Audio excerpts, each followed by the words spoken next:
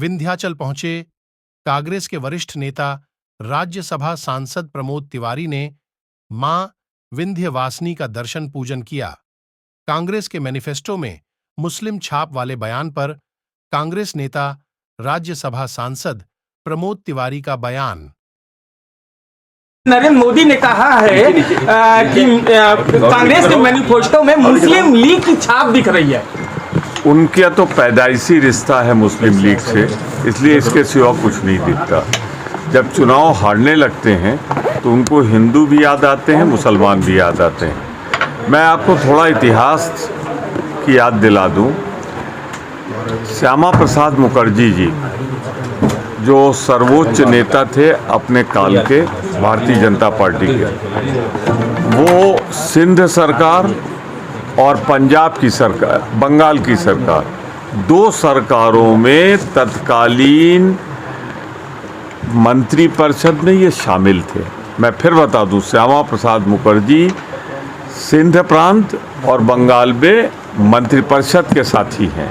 फिर आपको याद दिला दूं, याद करिए, भारतीय जनता पार्टी के राष्ट्रीय अध्यक्ष लाल कृष्ण आडवाणी जी पाकिस्तान गए, वहाँ जिन्ना की मज़ार पे गए, फूल चढ़ाए, ठीक किया, पर वहाँ उन्होंने सबसे बड़ा सर्टिफिकेट दिया आडवाणी जी ने कि जिन्ना सबसे बड़ा सेकुलर था। तीसरा याद दिला दूँ आपको, उसी पाकिस्तान में जब मोदी जी काबुल से लौट रहे थे तो बिना किसी कार्यक्रम के लाहौर उतर गए और वहाँ पर प्रधानमंत्री तत्कालीन नवाज शरीफ की मां के चरणों में झुक गए। और यही नहीं, उन्होंने बिन बुलाए जाकर कुछ ऐसा किया कि कुछ ही दिन बाद कश्मीर में हमारे एयरपोर्ट पर, पठानकोट पर आक्रमण हुआ, जो कभी नहीं हुआ था। अरे कांग्रेस की बात ना करो मोदी जी, अपना दामन देखो, अपने गिरोबान में झांक के देखो। ये तो इंदिरा गांधी की पार्टी है जिसने पाकिस्तान के दो टुकड़े करके बांग्लादेश बना दिया था। आप तो चीन के सामने आंख भी मिला के बात नहीं कर पा रहे हो। लद्दाख में वो सैकड़ों वर्ग किलोमीटर में आज भारत की सेना वहाँ पर गश्त नहीं कर पा रही है, जबकि 21 जवान उसने हमारे शहीद किए, पर आप आंख मिला के बात नहीं कर पा रहे। अमेठी और रायबरेली में प्रियंका गांधी और राहुल गांधी की उतरने की उम्मीद है। कहा तो ये भी जा रहा है कि रावण वाड्रा भी क्या रावण वाड्रा को भी कांग्रेस टिकट दे सकती है।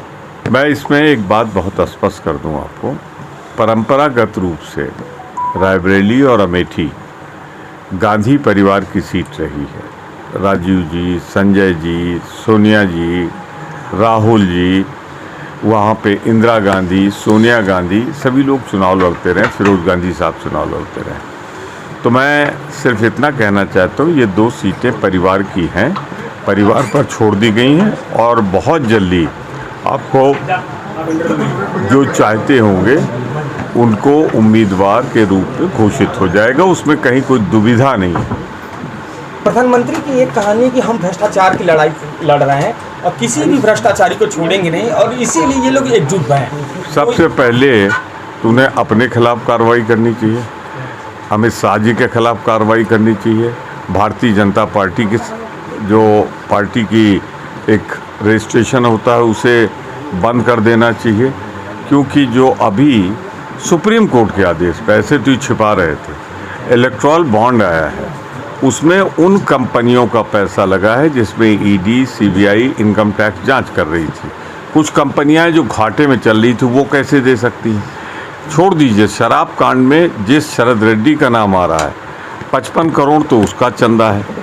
तो इसमें तो देश के आर्थिक अपराधियों का चंदा लेने वाली पार्टी ईमानदारी की बात न करे, बल्कि हिसाब देखिए, 8,000 करोड़ रुपए भारत का लूटा गया है, भारत की जनता का लूटा गया है, माल भी बरामद हो गया है, रंगे हाथ पकड़े भी गए हैं।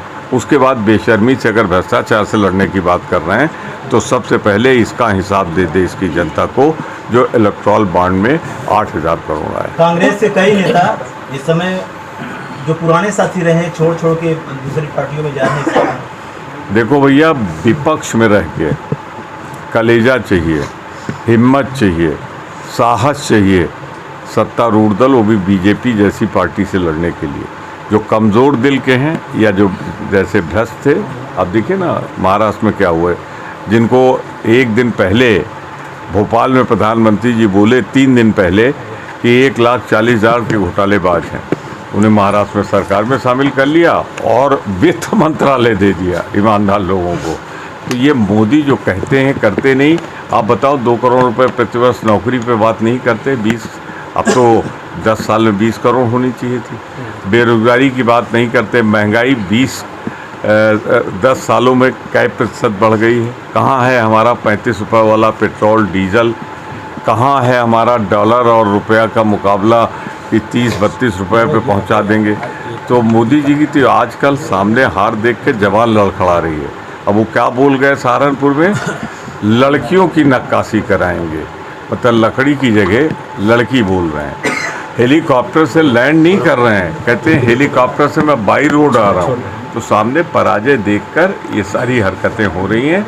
ये भ्रष्टाचार के बात तो न करें, जिसने 8,000 करोड़ रुपए देश के पैसा चोरी करने वालों से लिया हो, आर्थिक अपराधियों से लिया हो, उसको तो बिल्कुल ही हिम्मत नहीं होनी चाहिए ये बात कहने की। उत्तर प्रदेश में कितनी सीटें जीतने जा रही है गठबंधन? माँ विंध्यवासिनी की कृपा रहेगी, जिनके चरणों में बैठ के मैं बोल रहा हूँ, तो हम इतनी सीटें जीतेंगे कि हम सरकार बना सकें महागठबंधन की भारत वर्ष में। तृणमूल कांग्रेस आपका गठबंधन नहीं है, उत्तर प्रदेश में तृणमूल कांग्रेस ने 1 सीटें दी हैं, क्या उसके खिलाफ कांग्रेस अपना प्रत्याशी उतारेगी तृणमूल के खिलाफ? ये किसने कहा आपसे कि इंडिया गठबंधन में तृणमूल कांग्रेस शामिल नहीं है या आम आदमी पार्टी शामिल नहीं है? ठीक है, बंगाल में हमारा सामरिक दृष्टिकोण से, राजनीतिक दृष्टिकोण से अलग अलग लड़ना उचित था। इससे Bharatiya Janata party anti TMC vote सब नहीं ले जा पाएगी। दूसरी बात, सरकार बनाते वक्त ममता जी हर मीटिंग अटेंड करती, मैं डिप्टी लीडर के नाते हर मीटिंग में रहता हूँ, वहाँ पे टीएमसी का प्रतिनिधि रहता है और वो कहते हैं, उन्होंने कभी नहीं कहा कि हम अलग हो गए। आम आदमी पार्टी, आप देखिए ना, दिल्ली में हम सीटें मिल के लड़ रहे हैं, पर पंजाब में फिर आम आदमी पार्टी के खिलाफ वोटों को बंटवारा ना हो जाए कहीं और बीजेपी फ़ायदा ना उठा ले, अकाली दल फ़ायदा ना उठा ले, वहाँ हम अलग अलग लड़ रहे हैं।